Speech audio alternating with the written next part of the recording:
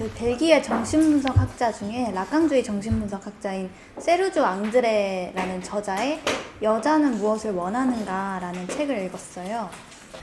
이 책에서 여자가 된다라는 것, 그리고 여자로서 여성성을 획득한다라는 것은 선천적으로 딱 주어지는 거가 아니라 기나긴 심리적인 작업을 통해서 제조되는 거라고 이야기를 해요. 사실 어린 여자아이는 태어났을 때부터 이제 막 긴 머리에 막 머리도 따는 거 좋아하고 인형 좋아하고 딱 여자아이 같이 태어나는 게 아니라 남자아이든 여자아이든 그냥 막 천방지축 막 그냥 뭐 먹는 거 좋아하고 그냥 손에 닿으면 다 입에다 넣고 싶어 하고 막 이런 남성적인 성격을 가지고 태어난다는 거예요. 그래서 그거를 클리토리스 성을 가지고 태어난다라고 이야기를 하는데, 그래서 여자의 성기는 질도 있지만 그 주변에는 클리토리스라는 성기도 있거든요. 그래서 성기라고 이야기를 하는데 어린 여자아이는 이때까지는 클리토리스적인 성격을 갖고 있다라고 이야기를 하고 있어요. 근데 여성성을 출현시키기 위해서는 이 남성적인 성욕을 몰아냄으로써 수년 동안 지속되는 억압 과정을 필수적으로 거친다라고 이야기해요. 그래서 이 억압 과정이라는 게 바로 심리적인 그 과정, 발전 과정을 의미하고 어떤 물질, 사물에서 언어로의 이행을 의미해요. 그래서 은유 과정을 겪는다라고 이야기를 하거든요.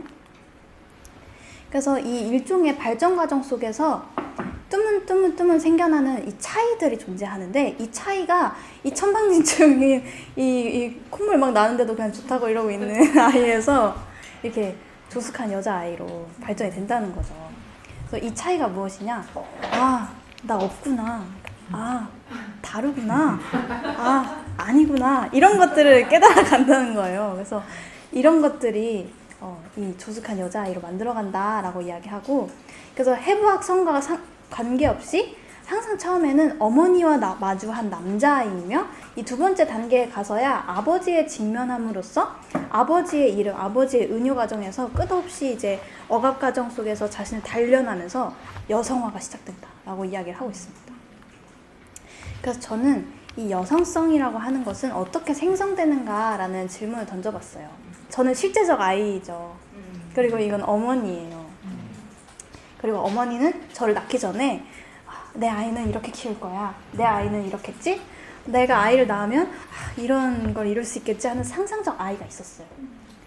근데 이제 제가 딱 태어나고 보니까 엄마가 저 태어나고 나서 많이 우셨다는 거예요. 그래서 저는 내가 약하게 태어나고 그냥 아팠었거든요, 좀. 그래서 마음이 되게 아팠나 보다라고 생각했는데 엄마가 딸이 낳았는데 너무 못생긴 거예요. 제가 좀 빨리 태어났어요. 원래 딱 그 예정일이 있었는데 빨리 태어나가지고 되게 원숭이처럼 쪼글쪼글하고 엄마 말로는 사람이 덜 돼서 태어났대요. 그래서 너무 충격적이어서 얘를 어떻게 내가 생각하는 그 상상적 아이로 키워라는 그 실제와 마주를 해버린 거예요. 그래서 이 실제적 아이는 이제 원숭이같이 태어난 저는 어머니에게 리비도를 받기 위해서 이 상상적 아이와 동일화를 하기 시작하죠. 이제 드레스를 꾸역꾸역 입고 유치원 가서 벗더라도 일단은 등교할 때는 이제 입는 거죠. 입고 여러 가지 이제 동일화를 하는데, 그래서 이때 삼각관계가 일어난다는 거예요. 그래서 대타자로서의 전능한 어머니, 그리고 실제적 대상으로서의 아이, 그리고 어머니가 이 실제적 위치와 반대인 상상적 아이, 이렇게 삼각관계가 구성이 된다. 네.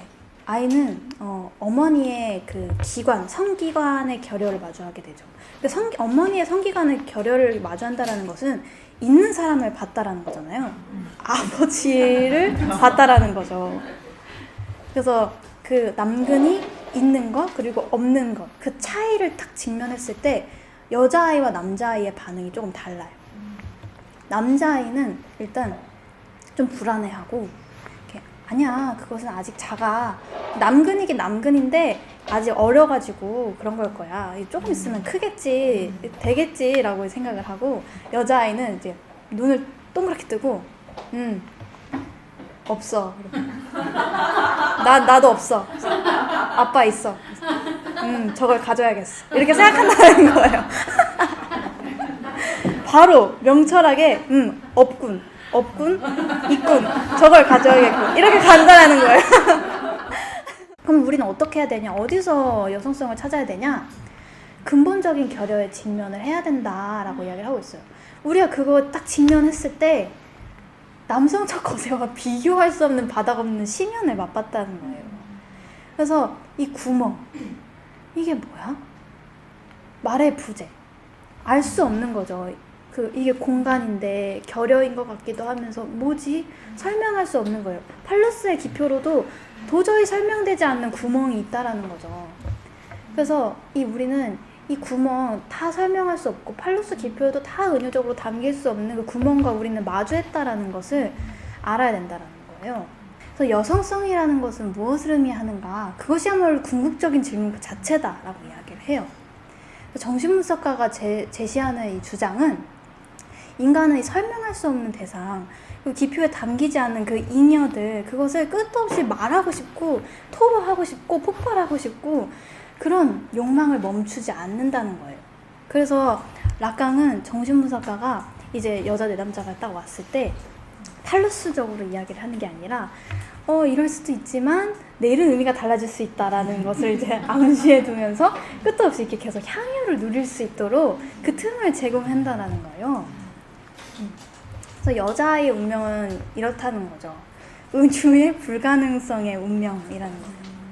그래서 환유의 등록부로부터 벗어나서 은유의 등록부를 승격하기 위해서 내가 누군데 왜 나한테 그러는데 나는 왜 이렇게 해야 되는데에 대해서 뭔가 설명되지 않는 나의 구멍, 나의 서러움, 그것을 계속 은유의 등록부에 말하고 싶어. 그것을 영원히 투쟁하는 운명에 처해 있다는 거예요. 그래서 여성성이라는 것은 하나의 존재가 아니에요. 완성되는 하나의 절대지가 아니라는 거죠. 하나의 생성 과정이다라고 이야기합니다. 그래서 우리는 계속 이 생성 과정, 그 은유 과정이 만들어지고 그 팔러스 기표 안에서 내가 은유되고 그 다음에 거기서 환유 하면서 거기서 아니네, 다르네, 뭐지 하면서 이 차이를 막 성찰하면서 사유하면서 또 슬픔을 느껴가면서 직면하면서 나의 구멍과 조금씩 간접적으로 마주하면서 생성해 나간다라는 거예요.